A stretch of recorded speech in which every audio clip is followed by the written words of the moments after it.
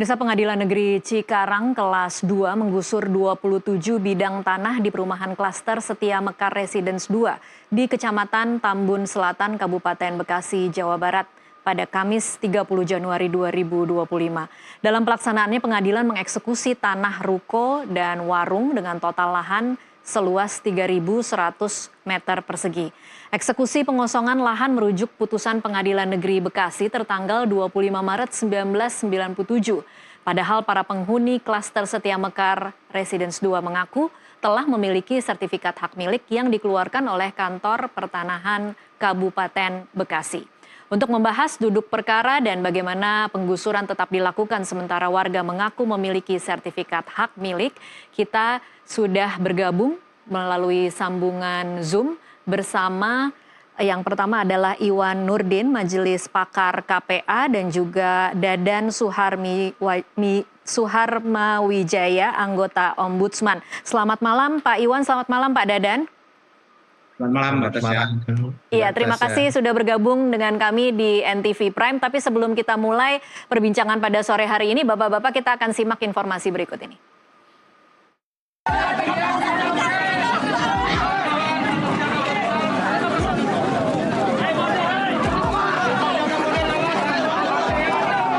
Sejumlah warga penghuni perumahan klaster Setia Mekar Residence Tambun Selatan, Kabupaten Bekasi, Jawa Barat melakukan perlawanan saat rumahnya akan dieksekusi oleh Pengadilan Negeri Kabupaten Bekasi.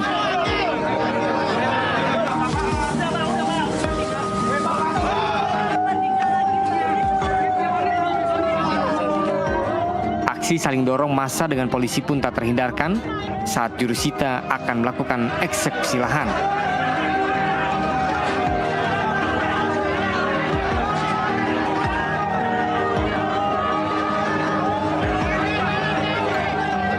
Akibat adanya penolakan dari penghuni klaster, eksekusi lahan berjalan alot hingga berlangsung pada malam hari. Menurut Humas Pengadilan Negeri Kabupaten Bekasi, pengadilan melakukan eksekusi putusan nomor 128, eksekusi delegasi pengosongan terkait sertifikat hak milik. Pada amar putusan pengadilan, warga yang memiliki surat sertifikat tidak memiliki kekuatan hukum lagi. Sementara itu luas lahan yang dieksekusi sebanyak 33 hektar. Eksekusi delegasi pengosongan ya terkait sertifikat hak milik nomor 325 itu aja sih. Terkait yang pihak-pihaknya tadi udah saya berikan tadi amar putusan, jadi supaya jangan salah nanti terkait lampiran atau pihak-pihaknya. Bang, ini kan mereka pemilik rumah ini kan banyak yang punya sertifikat, Bang. Hah? Pemilik rumah ini kan banyak punya sertifikatnya. Ya, itu tadi di amar putusan itu. Jadi sertifikat lain itu sudah menyatakan tidak berkekuatan hukum lagi. Usai eksekusi dilakukan, jurusita Pengadilan Negeri Kabupaten Bekasi langsung memasang pagar serta plang di objek lahan yang dimenangkan. Dari Bekasi, Jawa Barat, Raffi Al-Ghifari, jurnalis NTV melaporkan.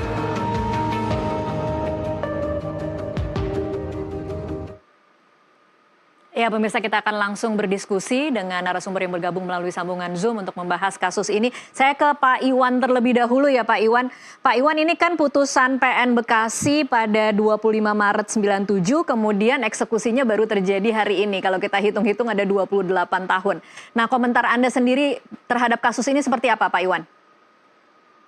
Yang pertama tentu saya prihatin sekali ya dengan para korban yang digusur hari ini, dan tentu mereka merasakan satu keperihan yang nggak bisa kita perkirakan ya. Yang kedua terkait dengan bagaimana perlindungan hak milik di Indonesia ini, yang bisa saja dihilangkan meskipun melalui putusan pengadilan, dan putusan pengadilan itu telah diputus beberapa puluh tahun yang lalu. Nah, persoalannya pertama adalah bagaimana masyarakat bisa mendapatkan sertifikat resmi, kemudian sertifikat tersebut juga dinyatakan oleh BPN sah sertifikatnya, dan tidak ada perlindungan sedikit pun. Nah, ini sebenarnya ada satu hal yang kita sebut dengan warga yang beretikat baik membeli sebuah bidang tanah, kemudian dengan cara-cara yang baik, dan tidak mendapatkan perlindungan. Meskipun ya putusan pengadilannya menyatakan bahwa mereka mendapatkan hak atas tanah tersebut atas satu peristiwa hukum yang lainnya. Nah, ada dua yang harus kita pisahkan. Yang pertama itu tentu yang harus bertanggung jawab seharusnya orang yang menjual kepada masyarakat. Dan ini harusnya menjadi pertimbangan dari majelis hakim. Ya, orang-orang yang menjual barang yang mungkin kekuatan hukumnya lemah, mungkin berunsur tindak pidana dan lain sebagainya, itu bagaimana mendapatkan perlakuan ketika dinyatakan bahwa mereka mendapatkan satu hal yang tidak berkekuatan hukum. Ini satu hal. Yang kedua, soal di BPN sendiri. Ketika BPN menyatakan sertifikat itu sah, sertifikat itu tetap berlaku, dan mereka membeli, tentu kan ada verifikasi ya. Verifikasi di akta notarisnya, verifikasi di BPN bahwa barang yang mereka beli tersebut itu memang tidak sedang bersengketa di pengadilan, tidak diagunkan dan lain sebagainya. Ini adalah satu hal yang menyedihkan, kenapa masyarakat bisa dibenarkan membeli tanpa informasi yang penuh sehingga orang-orang yang tidak bertanggung jawab bisa menjualnya. Nah, pada peristiwa ini bagaimana perlindungan terhadap korban? Jadi sesungguhnya eksekusi semacam ini itu bisa diselesaikan ketika peristiwa maladministrasinya itu diperiksa, juga tindakan-tindakan pidananya juga diperiksa secara bersamaan, karena ini korbannya masyarakat ya. Oke, baik. Itu. Baik, kita akan bahas lebih detail lagi nanti satu persatu, tapi sudah cukup dibahas dengan cukup detail oleh Pak Iwan tentang apa saja kesalahan atau kejanggalan-kejanggalan yang terjadi dalam kasus ini. Kita nanti juga akan berbincang langsung dengan warga korban penggusuran dan kuasa hukum, tapi saya ke Pak Dadan terlebih dahulu untuk komentarnya dari sisi Ombudsman. Sejauh mana Ombudsman mengetahui tentang kasus ini, Pak Dadan? Ya, kasus ini tidak jadi laporan di Ombudsman khususnya di bidang agraria pertanahan ya. Iya. Karena pertama memang Ombudsman sebagai lembaga non pro justisia gitu, ini berbeda dengan penanganan kasus di pengadilan. Bahkan tidak boleh tumpang tindih. Artinya ketika ada sebuah kasus ya, khusus misalkan terkait dengan agraria pertanahan ini, ketika sudah masuk ke pengadilan, memang Ombudsman tidak boleh turut campur di dalam substansi dari putusan pengadilannya, gitu ya. Baik. Nah, namun demikian ya, kita berbicara tidak pada kasus ini semata, gitu ya. Ada hal lain yang memang perlu diperhatikan, gitu loh. Dalam hal ini tadi Pak Iwan menyampaikan untuk kasus-kasus agraria pertanahan ketika ada sertifikat ya, sertifikat ganda tumpang tindih atau bagaimana gitu ya, itu kan dalam jangka waktu yang 5 tahun itu masih bisa dikoreksi oleh internal investigasi di kantor pertanahan sendiri gitu ya. Tetapi lewat itu memang harus di pengadilan. Nah, cuma yang jadi persoalan ini di pengadilan ini banyak kasus-kasus yang ternyata putusannya berbeda-beda. Nah, ini kita bicara secara umum ya. Memang sebuah putusan pengadilan ya, khusus untuk kasus sengketa, saya kira memang ini harus sampai pada puncak proses ya. Artinya semua upaya hukum sudah ditempuh gitu ya. Baru memang dinyatakan bisa dieksekusi atau hasil putusannya seperti apa. Nah, saya terkait dengan kasus ini memang karena tidak menjadi laporan di kami, ini agak aneh juga ya. Putusan sudah sekian lama gitu, baru eksekusi sekarang, tapi di antara jeda waktu itu ada upaya hukum apa yang dilakukan. Nah, ini yang menjadi pertanyaan ya. Ketika tidak ada upaya hukum memang ya wajar ketika ada eksekusi dilakukan setelah sekian lama. Tapi yang jadi persoalan ya ternyata ada fakta-fakta di lapangan bahwa ternyata warga gitu yang menjadi pihak yang pemegang sertifikat yang digusur ini, yang dinyatakan sertifikatnya batal, ternyata tidak dimintai keterangan dan sebagainya di dalam proses hukum. Nah, ini kan menjadi bukti baru sebetulnya masih ada upaya hukum yang bisa dilakukan di antara jeda waktu itu. Tapi kok tidak dilakukan, ini jadi bahan kejanggalan juga. Kenapa tidak melakukan upaya hukum itu? Mungkin itu tanggapan saya. Oke, baik Pak Dadan, kita akan langsung tanyakan nanti di segmen selanjutnya bersama dengan warga yang menjadi korban penggusuran. Pemirsa tetaplah bersama NTV Prime.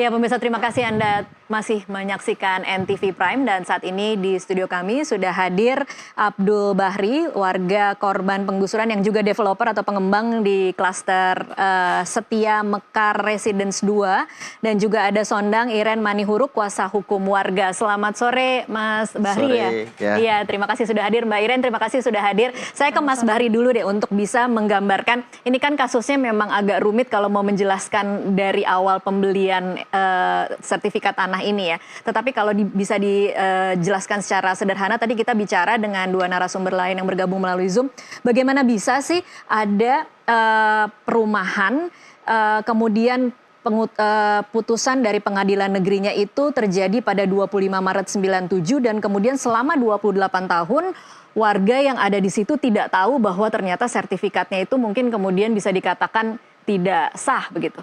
Apa yang terjadi Mas Bahri? Baik, terima kasih. Sebelumnya saya coba menjelaskan ya, asal muasal kami membeli tanah itu. Saya beli tanah itu dari seseorang yang bernama Tunggul Paralwan Siagian, sertifikat hak milik nomor 705. Oke. Dengan luas kurang lebih 3.100 meter persegi. Dari Tunggul ya? Ya, Tunggul Paralwan Siagian. Iya. Itu terjadi pada tahun 2019. Nah, sebagaimana layaknya kita membeli tanah, otomatis kita melakukan pengecekan. Pengecekan yang kita lakukan melalui Badan Pertanahan Kabupaten Bekasi. Nah, kita cek, kemudian kita dapati bahwasanya tanah itu clear and clean, tidak dalam status sengketa atau tidak dalam status sita, dan sertifikat yang dilakukan pengecekan merupakan sertifikat yang asli. Sertifikat asli, oke. Sertifikat asli. Dari situlah saya melakukan transaksi jual beli. Gitu kan, di hadapan notaris pejabat PPAT. Setelah itu kita balik nama dan proses balik namanya pun tidak terjadi permasalahan. Sebelum balik nama layaknya transaksi jual beli, akta jual beli bisa dilakukan penomoran setelah para pihak membayar pajak masing-masing. Ada namanya BPHTB, ada namanya PPh 21 sebagai kewajiban kita sebagai warga negara untuk bayar pajak. Kemudian AJB itu dinomerin dan kita validasi oleh pejabat PPAT, semua clear, sehingga proses balik nama sertifikat dari atas nama Tunggul Paralwan Siagian ke atas nama saya secara pribadi itu terjadi. Oke. Ya, itu melalui dan itu tidak ada masalah sama sekali. Tidak ada permasalahan sama tidak sekali. Ada yang namanya Mimi Jamilah, anaknya Abdul Hamid, kemudian bersengketa di pengadilan, itu tidak tahu sama sekali. Nggak tahu. Jadi di tahun 2019 saya beli tanah itu dari seseorang yang bernama Tunggul, memang tidak mengetahui sama sekali bahwasanya tanah itu bermasalah. Kalau saya tahu dari awal, otomatis dalam pengecekan BPN pun pasti bunyi. Ada sita eksekusi kah atau terdapat dokir kah? Tapi ini tidak ada. Oleh karena dari 2019 sampai ke 2024 kan katanya baru tahu waktu dapat surat dari pengadilan negeri. Dari 2019 sampai 2024 tidak pernah ada pemberitahuan sama sekali dari pengadilan negeri. Tidak ada. Jadi prosesnya begini. Di tahun 2019 kemudian memasuki tahun 2020 kita proses perizinan. Kita proses perizinan untuk diterbitkan izin mendirikan bangunan karena memang di situ rencananya akan dibuat klaster. Kemudian setelah itu kita dapat izin untuk mendirikan bangunan IPPT, izin penggunaan peruntukan tanah. Kemudian dari BPN pun kita melakukan pemecahan atau splitting sertifikat. Kita pecah menjadi 27 bidang. Ya, itu pecah bidang itu di tahun kurang lebih 2020. 2020. Setelah transaksi lunas. Oke. Dan itu 27-27-nya sudah ada pemiliknya atau seperti apa? Sudah. Sudah ada pemiliknya. Sudah ada pemiliknya dan bahkan sebagian itu mereka membeli melalui fasilitas KPR. Gitu. Jadi jadi berapa SHM, berapa yang KPR, ada datanya tidak, Mas? Total semua 27 bidang. Dari 27 bidang itu yang sudah terjual itu dikurangin 10, kurang lebih 10 bidang. 10. Kemudian 16 bidang itu masuk hak tanggungan. Dan sisanya masih ada. Jadi 10, 16 dan 1 berarti ya. Kemudian setelah itu? Nah, dalam proses perjalanannya kan yang namanya pengembang kita proses ada 2 yang menjadi dasar utama kita bisa memasarkan perumahan. Dan itu menjadi syarat kita untuk bisa PKS dengan bank yang akan memberikan fasilitas kredit. Yang pertama itu adalah legalitas tanah. Nah, legalitas tanah itu bisa dibuktikan dengan terbitnya sertifikat hak milik. Kemudian karena itu akan dipecah menjadi 27 bidang, maka dari SHM haknya diturunkan menjadi SHGB. Itu pun diproses di tahun yang sama, di tahun 2020. Kemudian IMB-nya pun diterbitkan oleh pemerintah Kabupaten Bekasi. Sehingga 2 legalitas utama itu menjadi syarat utama untuk kita bisa bekerja sama dengan bank yang memberikan fasilitas KPR.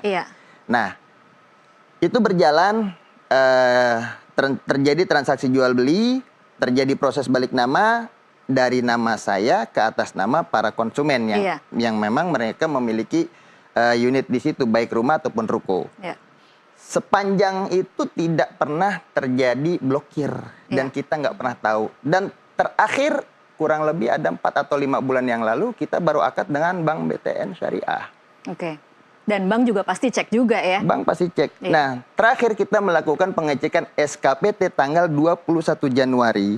21 Januari kita melakukan pengecekan SKPT atas nama saya, yang sertifikat itu atas nama saya. Dan di situ terkonfirmasi hasil SKPT-nya itu mengatakan tidak pernah ada blokir, tidak pernah ada sita. Baik, ini karena waktu kita tidak terlalu panjang untuk bisa membahas ini semua, jadi saya pindah dulu ke Mbak Iren. Mbak Iren, jadi pertanyaannya bagaimana bisa pengadilan negeri kemudian melakukan eksekusi kemarin? Itu dia, itu yang kita membuat bingung. Jangankan warga, kita sendiri sama-sama penegak hukum, kebetulan saya adalah kuasa hukum, seorang pengacara gitu, di hari H eksekusi, kalau tadinya kita mau bicara ke belakangnya ini sudah lama sekali, seperti yang tadi Mbak Tasya bilang sudah 28 tahun, kok bisa putusan tahun 98 baru dieksekusi saat ini? Oke lah, silahkan kalau mau eksekusi saat ini. Tapi tahun 98 itu amarnya, kita mau bicara, amarnya tidak ada yang menyatakan bahwa harus dikosongkan, itu dulu pertama. Amar putusan tahun 98 itu. Lalu tidak ada warga yang menjadi pihak di dalam amar putusan itu. Begitu. Oke, kalau memang tadi salah satunya termohon eksekusi lah yang menjual terhadap salah satu warga, yaitu Pak Bari ini. Tapi di situ tidak dijelaskan juga bahwa di amar itu dijelaskan bahwa ada sita jaminan di situ. Kapan dijalankannya? Mana penetapan sitanya? Itu yang kita minta kemarin di hari H. Karena kalau memang itu disita dari tahun 98, seharusnya sertifikat itu tidak bisa diapa-apakan. Faktanya apa? Di 2019 bisa dibeli oleh Pak Bari. Statusnya bersih. Dilakukan pengecekan. Jadi apa dugaan Anda? Apa ada permainan di pengadilan negeri kah? Atau seperti apa? Saya tidak bisa menduga seperti itu ya. Cuman yang pasti saya yakini ada prosedur yang dilanggar di dalam situ. Kita tidak tahu Tapi juga. Tapi kalau mau melanggar prosedur kemudian ada sertifikatnya kan banyak sekali berarti yang harus kemudian dilibatkan untuk bisa Itu dia permasalahannya. Karena warga tidak ada sama sekali yang tersangkut di dalam perkara tahun 98 itu. Oke. Saya ke Pak Iwan lagi ya. Pak Iwan, kira-kira kalau Anda mendengar cerita dari Mas Bari dan Mbak Iren ini, apa yang atau siapa yang kemudian bisa dimintai pertanggungjawaban atas kekisruhan ini? Saya kira ini modus mafia tanah salah satunya itu memang menggunakan putusan-putusan pengadilan untuk membeli tanah dengan quote and quote murah, kemudian di mana ketika tanah-tanah yang diputuskan pengadilan tersebut belum dilakukan eksekusi semacam ini, dan itu banyak terjadi di Indonesia. Nah, itu soal yang pertama. Soal yang kedua ini saya kira bagaimana melakukan sebuah penyitaan gitu ya, kemudian dilakukan juga eksekusi gitu ya, tanpa melakukan pemeriksaan lapangan secara benar. Dan karena proses yang diceritakan oleh Pak Abdul Bari tadi itu kan keseluruhannya hingga ke masyarakat yang membeli itu kan dasarnya adalah orang-orang yang beritikat baik, melakukan akta jual beli dengan benar, mengikuti seluruh peraturan, bahkan membayar pajak dengan benar, bahkan melibatkan pihak-pihak yang lain seperti perbankan dan lain sebagainya, sehingga bisa masyarakat mendapatkan hak atas tanah sekaligus rumah. Dan pemerintah daerah juga melakukan afirmasi dengan menerbitkan izin mendirikan bangunan. Jadi keseluruhan konstruksinya itu menyatakan bahwa asal usul tanah tersebut hingga ke masyarakat yang memiliki rumah hari ini itu bisa dibenarkan. Nah, satu, kalau kita melihat keputusan yang lama dan tidak pernah dieksekusi ini, memang harus dilakukan satu pemeriksaan ya, bahwa ada tren di banyak tempat gitu. Putusan pengadilan itu dibeli oleh orang-orang tertentu karena dianggap murah gitu ya, kemudian bekerja sama dengan aparat hukum melakukan eksekusi di lapangan dengan cara-cara. Ini modusnya berarti seperti itu ya Pak Iwan? Modusnya semacam itu, karena masyarakat tidak tahu menahu tiba-tiba telah dilakukan eksekusi. Nah, kekurangan kita di negara kita itu memang ada satu hal. Rakyat yang telah membeli, kemudian dilindungi oleh pejabat pembuat akta tanah, surat-suratnya lengkap, bahkan dibantu oleh pihak ketiga perbankan dan lain sebagainya. Ketika terjadi kesalahan negara dalam melakukan pencatatan semacam ini adalah akibat kesalahan pencatatan. Bagaimana mungkin ada sertifikat yang dinyatakan clear and clean, tiba-tiba di ujungnya ternyata bisa dikatakan tidak clear and clean. Nah, banyak ide-ide sebelumnya ya, agak melenceng sedikit sebenarnya untuk mencegah peristiwa semacam ini terjadi. Stelsel pendaftaran tanah kita juga ujungnya, kalau ada kesalahan semacam ini, rakyat kita itu mendapatkan asuransi kerugian akibat kesalahan negara melakukan pencatatan. Supaya bisa dapat asuransi, berarti memang pada saat pembelian harus mendaftarkan asuransi dulu dong ya Pak Iwan? Otomatis mereka akan mendapatkan ganti kerugian yang layak, yang sama nilainya ketika tanah-tanah tersebut ternyata bermasalah. Karena ini bukan salah pengembang, bukan salah rakyat yang melakukan pembelinya, tapi murni ada kesalahan pencatatan tidak terkoordinirnya antara si pengadilan dengan BPN. Kalau kita sebut tidak terkoordinir, tetapi kalau kita sebut sengaja bahwa memang tidak terkoordinir itu mengakibatkan satu ruang mafia tanah bermain, ini yang harus dicegah. Saya kira pihak Ombudsman bisa melihat ini sebagai satu modus operandi di banyak tempat, bagaimana putusan pengadilan. Kalau kita lihat di Palu pernah kejadian, di Kerawang pernah kejadian, bagaimana putusan-putusan pengadilan yang tidak bisa dieksekusi lama, dibeli oleh kekuatan yang sangat besar, punya uang, bisa menggerakkan kepolisian, bisa menggerakkan kejaksaan dan lain sebagainya, dan melakukan eksekusi, dan rakyat tidak bisa apa. Lalu berlindung bahwa putusan pengadilan harus dihormati dan dilaksanakan. Saya ke Pak Dadan sekarang. Pak Dadan, lalu bagaimana caranya kemudian bisa memberikan perlindungan kepada masyarakat? Kalau kita dengar ceritanya ini kan memang sesuatu yang rasanya ajaib, tapi juga terasa seperti lagu lama yang sebenarnya ini modusnya sering sekali kita dengar terjadi. Tetapi memang ketika eksekusi itu benar-benar dilakukan, karena kadang-kadang modus seperti itu kan hanya modus tekanan agar kemudian ada sesuatu yang harus dibayarkan. Tetapi ini benar-benar terjadi eksekusinya. Bagaimana kemudian kita bisa menghadirkan keadilan bagi warga yang kemudian menjadi korban? Ya, memang wacana solusinya juga wacana lama juga gitu ya. Jadi mungkin kalau teman-teman pernah mendengar, kita dari dulu seringkali ada usulan bagaimana kita khusus ada peradilan tanah ya. Peradilan itu sebetulnya jadi dalam tanda petik ya. Solusi yang dari dulu para pakar ya menawarkan gitu loh. Kenapa demikian ya? Ya karena bagaimanapun ya pengadilan ini kan ini otoritas yang ya punya independensi, ya punya ya otoritas khusus lah gitu loh. Tapi bagaimana menjamin ya agar ya tidak terkontaminasi dengan pertarungan kepentingan dan sebagainya, maka gitu ya. Dia harus dikasih ruang ya secara khusus gitu untuk bisa melihat persoalan-persoalan tanah ini ya dari ujung ke ujungnya itu jelas gitu.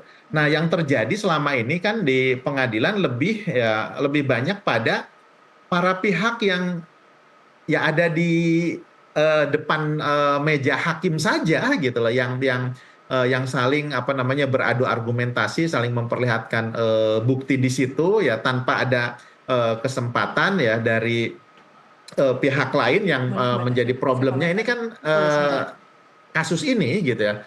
Sama ya mungkin tadi Pak Iwan nyampaikan, logikanya gini, ada A, B bersengketa gitu ya. Nah pihak C ini tidak dilibatkan dan tidak terlibat gitu, dan tidak tahu gitu. Dan sering modusnya memang seperti itu ya. Kadang kita tidak tahu juga A dan B ini sebetulnya berhadapan betul atau enggak gitu ya. Nah itu yang sering menjadi modus. Nah yang jadi catatan ya kalau kami melihat kebanyakan kasus-kasus sengketa pertanahan seperti ini itu seolah-olah menjadi investasi lama gitu, yang Iya. dibiarkan bertahun-tahun atau memang kasusnya juga sudah bertahun-tahun, berpuluh tahun gitu dibiarkan. Nanti pada titik tertentu apa namanya ada upaya gitu yang bisa jadi jelas gitu ya, itu pihak-pihak yang entah keberapa gitu ya. Kalau Iya. pembeli mungkin sudah pembeli kedua, ketiga gitu ya, yang masing-masing tidak tahu gitu ya Baik. terkait dengan urusan di belakangnya. Inilah yang memperumit gitu. Iya. Nah sekarang saya justru melihat ya bagaimana kita menciptakan itu tadi ya yang Pak Iwan sampaikan. Ini orang-orang yang beritikat baik ya melakukan transaksi ya di apa namanya waktu yang paling baru gitu, yang paling dekat, ini bagaimana mereka dilindungi gitu ya Iya. atas apa namanya sesuatu yang terjadi di lampau yang tidak diketahui. Nah inilah yang harus dilihat gitu. Baik. Kalau saya melihat begini, di sengketa itu ya kalau di BUMN misalkan ini ketika HGB udah apa namanya perusahaan misalkan HGU Iya. udah habis segala macam, itu masih ada aset di atasnya gitu yang harus diganti rugikan. Iya. Nah ini saya melihat di sini nih, ini yang disengketakan apa? Misalkan tanah gitu. Nah atas aset-aset yang di atas ini yang sudah terbit, yang sudah muncul, ini seperti apa? Itu juga perlu penyelesaian gitu. Oke, baik. Dan ini memang tidak tertampung di sini. Jadi misalkan pengembang udah bangun rumah, udah ini kan ini menjadi aset muncul nih, Iya. aset baru nih, yang nilainya itu tentu punya nilai khusus dan tidak bisa dijadikan satu dengan tanah yang Tanahnya. disengketakannya. Oke, Nah, baik. ini juga harus diselesaikan. Gitu. Baik, baik. Pak Dadan ditahan dulu, Mbak Iren juga ditahan dulu. Nanti saya akan kasih kesempatan di segmen selanjutnya. Pemirsa tetaplah bersama kami harus jeda sesaat.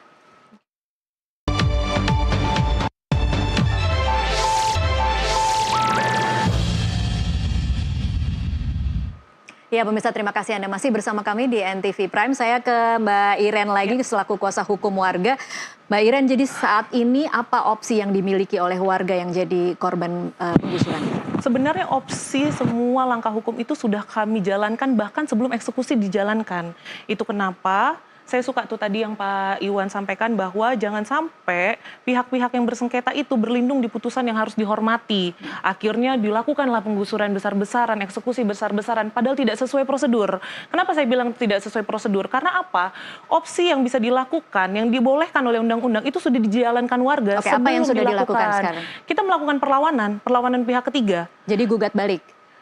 Perlawanan pihak ketiga itu ya benar seperti gugatan. Perlawanan pihak ketiga itu adalah seperti yang tadi Pak ini sampaikan bahwa ketika A dan B bersengketa tapi C tidak terlibat di situ, maka C akan hadir melakukan perlawanan terhadap putusan itu. Oke. Untuk apa? Untuk menunda eksekusi. Dan saat ini prosesnya sudah sampai mana? Oh, sudah banyak sekali perlawanan yang masuk. Kenapa? Karena perlawanan terhadap eksekusi itu bisa diajukan 8 hari sebelum eksekusi dijalankan. Kan seperti itu.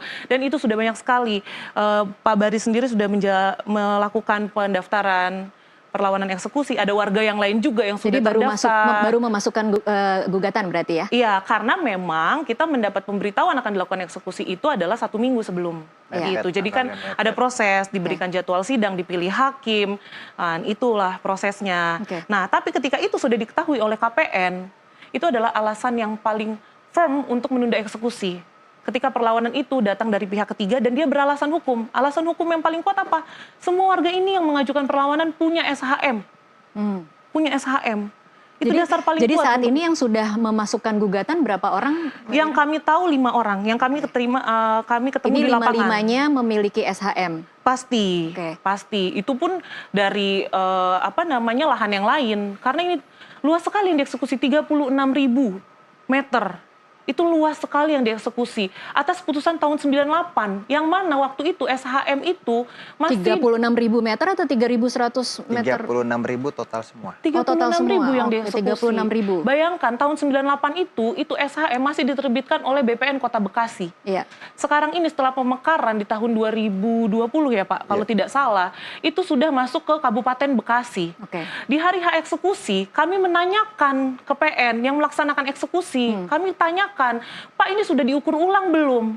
Sudah banyak sekali sertifikat yang dipecah, sertifikat turunannya, sudah berubah batas-batasnya. Bahkan di SHM induk yang 325. tahun 98 itu, nomor 325, itu batas-batasnya masih persawahan, peternakan. Sekarang ini sudah klaster, sudah perumahan. Iya. Kalau dia salah eksekusi siapa yang mau tanggung jawab? Oke, saya ingin tanya ke Mas Bahri. Mas Bahri, berarti kalau bisa cerita dari sudut pandang warga ya, itu kemarin waktu pas kemudian terjadi eksekusi, memang sudah dalam keadaan kosong atau seperti apa, Mas? Sebagian warga masih menempati rumahnya. Kemudian ada sebagian warga yang memang memiliki ruko itu disewakan kepada pihak lain. Ada pihak lain lagi berarti yang lain, kemudian dikorbankan ya, menjadi betul, korban. Betul, Oke. karena ruko itu kan ya merupakan perniagaan ya. Di situ mereka ada yang jualan sepeda, ada yang jualan es dan lain sebagainya. Nah, pada hari H itu ya terpaksa mereka itu nggak bisa berjualan gitu. Jadi dan sekarang situasinya seperti apa di sana? Sekarang situasinya masih bisa masuk lagi atau gimana? Masih bisa masuk karena pagarnya masih dikuasai oleh warga gitu kan. Cuman akses listrik dan air dipadamkan. Jadi pas eksekusi kemarin itu listrik langsung dipadamkan, air juga langsung dipadamkan. Ya kami selaku penghuni dan warga semua yang terkena dampak eksekusi situ ya spontanitas kami akan melakukan perlawanan pada hari itu karena kami memiliki hak atas tanah dan kami memiliki IMB yang pada saat terjadinya eksekusi tanggal 30 Januari itu sertifikat kami tidak pernah dibatalkan. Dan IMB kami juga tidak pernah dibatalkan. Dan yang perlu diketahui adalah bahwasanya kami adalah pihak yang memiliki hubungan hukum dengan sertifikat induk, yaitu sertifikat induk 325 dengan luas 3,6 hektar persegi. Sedangkan kami memperoleh dari turunannya sertifikat 705 dengan luas 3.100 meter persegi. Nah harusnya kami sebagai pihak yang memiliki hubungan hukum itu dilibatkan untuk memberikan keterangan di muka hakim.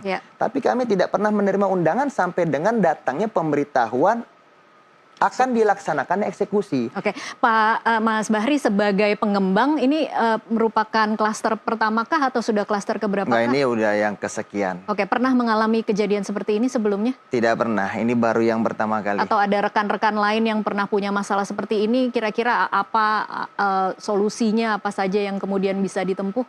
Mungkin kalau teman-teman pengembang yang lain mungkin pernah mungkin ya. Jadi saya kembali berpikir, kami selaku pengusaha gitu kan, selaku pengusaha properti berpikir di mana jaminan hukum kita sebagai warga negara yang kemudian kita mendapatkan tanah dengan prosedur yang benar. Kita mengikuti aturan dan undang-undang yang berlaku, tapi tidak punya kepastian hukum. Bahkan kita sudah melibatkan pihak ketiga, notabene dalam ini adalah perbankan yang memberikan fasilitas KPR dan memberikan kredit juga kepada kami, itu juga tidak mempunyai kekuatan hukum, padahal itu sudah dipasang HT kan.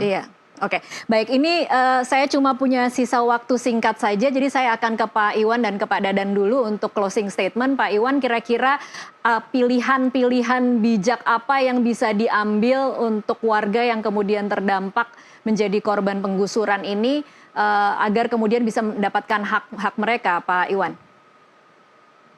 Ya tentu saja saya mengharapkan agar eksekusi ini ditunda, kemudian BPN dia harus turun ke lapangan memberikan satu penjelasan juga bahwa memang produk yang dihasilkan itu sah dan masih berlaku hingga sekarang dan wajib juga untuk mendorong perlindungan hukum kepada masyarakat.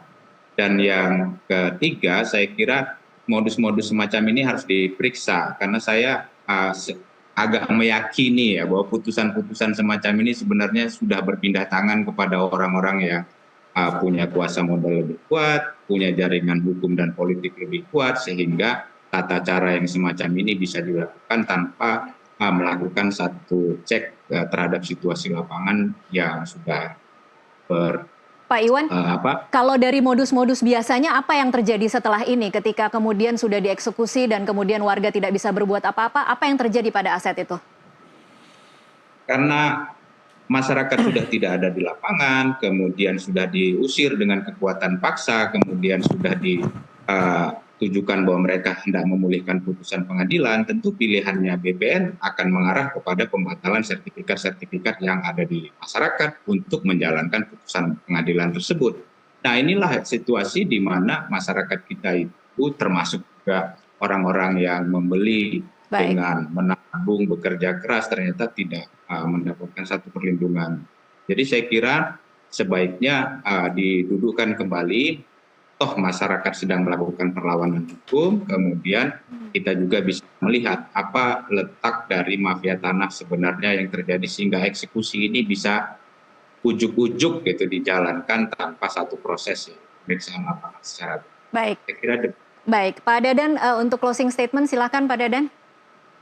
Ya, saya kira saya tidak kasuistik terhadap kasus ini, tapi yang secara umum memang kasus ini memang kasus semacam ini gitu banyak terjadi, dan tentu ini harus ada upaya dari negara ya dengan institusi-institusi yang terkait yang sistemik untuk supaya kasus-kasus semacam ini tidak terulang gitu ya. Memang harus ada upaya yang dilakukan ya, baik itu mengintegrasikan antara sistem administrasi di peradilan ya dengan sistem administrasi di pertanahan dan sebagainya, sehingga orang punya kepastian untuk bertindak dan melangkah itu ya. Kalau memang ada sesuatu yang mengganjal, tentu orang tidak akan berinvestasi, tidak akan membeli ya, tunggu posisinya di mana. Nah, justru yang jadi bahan catatan saya ini ada orang yang menunggu gitu ya, dengan berinvestasi kasus gitu, menunggu akan mendapat keuntungan besar di belakang gitu. Nah, makanya saya melihat dari sisi warga gitu loh, bagaimanapun ya aset yang dimiliki, properti yang muncul di atasnya itu tidak menjadi bagian yang bisa diambil ya oleh pihak-pihak yang nah ini menjadi proses lanjutan ya. Baik. Yang bisa saja kan disuruh membongkar gitu kan, silakan membongkar sendiri, apabila jangka waktu tertentu tidak dilakukan akan dibongkar. Tapi berani nggak gitu loh pihak yang memenangkan ini membongkar aset yang ada di atas. Kalau membongkar kan berarti kan ngambil asetnya orang nih. Nah, tapi dia mengulang dari tanah yang di awal, kan ini sesuatu yang sebetulnya gitu bisa jadi ini jadi bahan perhitungan. Nah, ini kalau menang nih akan mengambil aset ini, akan mengambil aset ini. Dan itu jelas sesuatu yang salah ketika mengambil aset orang ya. Dari aset tanahnya sendiri ya bisa gitu, tapi aset yang di atasnya seperti apa itu nggak bisa juga itu serta-merta begitu saja gitu. Baik, ya poin yang juga cukup menarik dan bisa didiskusikan lebih panjang lagi. Tapi terima kasih Pak Dadan. Saya ke Mbak Iren sekarang untuk closing statement. Jadi kira-kira apa yang akan dilakukan di beberapa hari ke depan? Pastinya kami sebagai kuasa hukum warga ya, khususnya sebagai pihak ketiga yang tidak terikat sama sekali dengan putusan itu, pastinya kami akan memaksimalkan upaya hukum kami yang pastinya perlawanan akan kami seriuskan bagaimanapun itu. Untuk tadinya terhadap kesalahan prosedur eksekusi apapun itu akan kami upayakan, semua upaya hukum kami. Jadi ini gitu, gugat ke siapa nih Mbak Iren? Kalau saat ini pastinya ke Pengadilan Negeri Cikarang. Gitu. Untuk putusan yang di tahun 98. Perlawanan terhadap eksekusi. Perlawanan terhadap eksekusinya. Karena dan yang diminta adalah eksekusi tidak boleh dijalankan. Karena kita punya sertifikat yang eksis. Tidak dibatalkan sampai dengan detik ini. Untuk mengamankan tidak terjadi lagi. Untuk mengamankan kemudian pengadilan negeri itu tidak digunakan lagi? Iya, kita tunggu putusan pengadilan, kita jadikan bukti, terutama hari H kejadian eksekusi itu banyak prosedur yang dilanggar. Itu akan menjadi bukti dalam perlawanan kami pastinya. Baik. Mas Bahri, terakhir mungkin harapannya seperti apa yang diinginkan oleh warga? Mungkin saya mewakili semua warga yang terkena dampak eksekusi. Di sini kita sebagai rakyat ya, orang yang awam tentang hukum gitu kan, hanya bisa meminta kepastian hukum. Ya, hanya minta kepastian hukum bagaimana kita yang sudah memiliki sertifikat hak milik yang kita peroleh secara benar dengan itikat yang baik untuk memperoleh aset tersebut, lantas kemudian ini tidak punya kepastian hukum. Nah, kemudian kepada siapa lagi kami mengadu? Artinya kalaupun di situ ada oknum-oknum yang bermain ataupun ada mafia pertanahan ataupun ada mafia peradilan dan sebagainya, tolonglah negara hadir, karena yang dirugikan ini adalah rakyat. Jadi kami ini terkena efek domino yang timbul akibat perkara ataupun suatu perkara yang kita nggak pernah tahu dan kita nggak pernah terlibat dalam duduk perkara itu. Ada info bahwa akan diundang oleh Komisi 2 DPR, benar seperti itu? Betul. Kapan jadwalnya kira-kira Mas Bahri? Saya dapat info tadi rencananya minggu ini, cuman saya belum dapat pastinya hari apa.